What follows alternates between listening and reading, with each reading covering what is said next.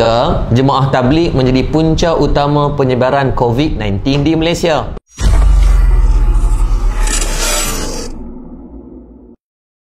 Assalamualaikum warahmatullahi taala wabarakatuh. Saya Muhammad Yaakob Yusra bin Muhammad Yusof daripada Murtada Dakwah Center. Tuan-tuan, mutakhir ni negara kita didatangkan dengan ujian COVID-19 dan ramai pula orang yang sekarang ni menghalalkan lensa kameranya kepada untuk menyalahkan golongan tabligh. Pertamanya kita faham dulu siapa itu tabligh. Tabligh adalah satu gerakan yang menyebarkan Islam yang diasaskan di antaranya yang dicetuskan idea oleh Maulana Ilyas Kandalawi rahimahullah taala pada tahun 1927. Dan di Malaysia secara rasmi pada 1950-an dibawa oleh golongan orang India Islam yang beragama Islam, dan masuk pada 1970-an orang Melayu Islam pun terlibat dengan jemaah gerakan tabligh.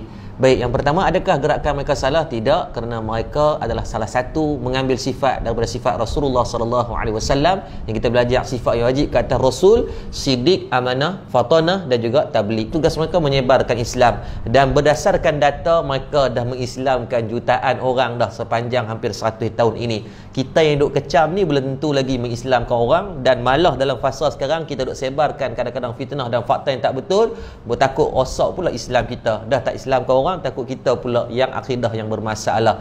Baik, kita bukan buat video ni untuk nak backup mereka, tapi bukan nak backup siapa-siapa, memenangkan siapa. Malah saya pun bukanlah orang yang terlibat secara langsung dengan tabligh, tapi kita nak bagi fakta agar terselamat kita semua, insya-Allah. Yang pertamanya, netizen mula kecam berkaitan perhimpunan yang dilaksanakan yang dinamakan Ijtima' Jot Khudama dan Ulama Malaysia pada 28 Februari hingga 2 Mac. Maka yang pertamanya kena faham, pada perhimpunan dibuat pada 28 Februari belum diisytiharkan apa-apa berkaitan COVID-19 pada peringkat pandemik. WHO mula mengisytiharkan pada 11 Mac 2020. Maka perhimpunan ini in advance hampir 14 hari ataupun 13 hari lebih awal daripada pemakluman tersebut. Dan ketika himpunan ini dibuat, KKM pun belum mengeluarkan apa-apa arahan untuk menghalang daripada himpunan-himpunan yang berbentuk macam ni. Dan untuk makluman semua juga, pada 28 hari bulan, hari yang sama himpunan Ijtima' Seri Petaling ini berlakunya juga perlawanan bola di antara Piala Sumbangsih JDT menentang dengan Kedah. Walaupun Kedah kalah, saya sedih tuan sebab saya orang Kedah.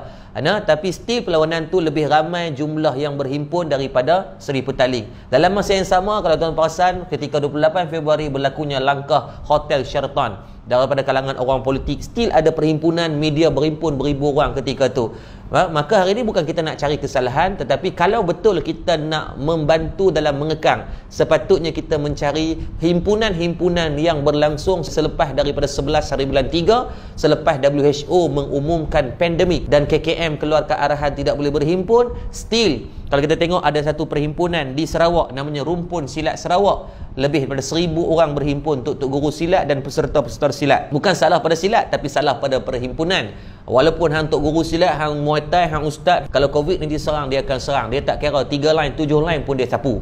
Yang kedua, berlaku satu perhimpunan di Teluk Bahang. Satu sambutan keagamaan disebut dengan Masi Magem di Teluk Bahang menghimpunkan hampir 30,000 orang. Maka hari ini bukan kita nak cari kesalahan, tetapi kita nak bercerita tentang fakta, bukan kita nak menyalahkan pihak-pihak tertentu. Maka kalau kita tengok daripada fakta, kenapa bermulanya wabak COVID-19 hari ini agak teruk. 17 hari bulan naik sampai sehinggakan 95 hari bulan, 18 80, 19 hari bulan 63, dan kemarin 48 orang.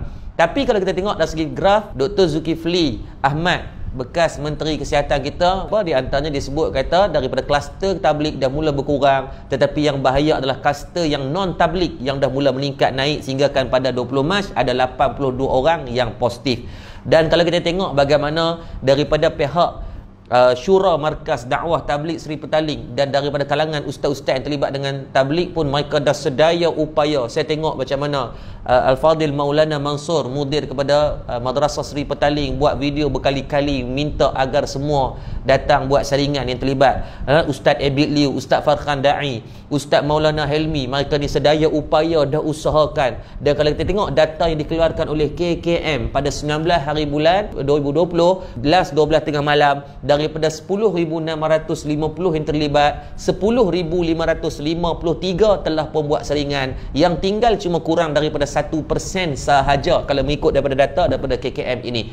Maka sekarang bukan ruang untuk kita nak mengecam, tapi ruang kita nak cari titik persamaan untuk kita selesaikan masalah. Sebab kalau tuan-tuan kita tengok dengan ruang ini banyak berlakunya penyebaran fitnah yang tidak betul. Seperti mana mereka viralkan kemarin dulu, satu kes dibacuk katanya seorang tabligh tidak mahu bagi kerjasama. Saya ambil gambar confident, gambar seketui besar gambar orang. Tapi kemarin secara rasminya pada 21 hari bulan KKM keluarkan di harian Metro berkaitan penafian, kata dia tak bagi kerjasama. Malah dia kata KKM memaklumkan, kata dia bagi kerjasama yang sangat baik. Yang kedua, hari yang sama pada 19 hari bulan disebarkan satu berita katanya jemaah-jemaah tabligh yang disaring di Hospital Ipoh, mereka berjalan di antara katil ke katil untuk sebarkan dakwah. Bila ditanya balik kepada doktor yang terlibat, doktor tu maklumkan mana tak masuk akal, tak logik, dan itulah tidak benar disebabkan peserta-peserta saringan COVID-19 maka diasingkan daripada klinik, daripada orang-orang pesakit-pesakit biasa. Saya tidak pasti siapa yang rajin sangat duk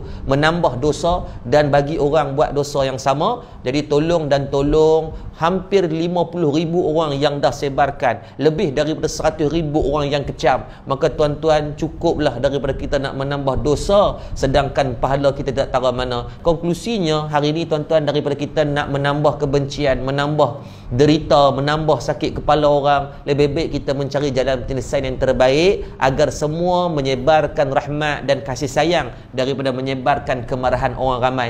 Berimanlah dengan satu hadis Nabi SAW, la yu'minu ahadukum hatta yuhibba li akhihi ma yuhibbu li nafsihi atau kama qala, rawahu Imam Bukhari dan Muslim. Nabi kata tidak beriman seorang itu selagi mereka tak kasih saudaranya seperti dia mengasihi diri dia sendiri. Jadi kita kasih saudara sahabat-sahabat kita. Saya yakin kita duduk ambil sebagai muhasabah fasa wabak ini, kita berapa banyak kita dah baca Quran, berapa ramai telah kita Islamkan, berapa ramai yang telah kita solat jemaah, berapa kali kita telah berpuasa sunat, sangat sedikit. Maka ingat, virus yang lebih bahaya daripada corona adalah virus menyebarkan fitnah, virus tidak tabayyun daripada berita yang kita sebarkan. Selamat beramal, wabillahi taufik. Assalamualaikum warahmatullahi taala wabarakatuh.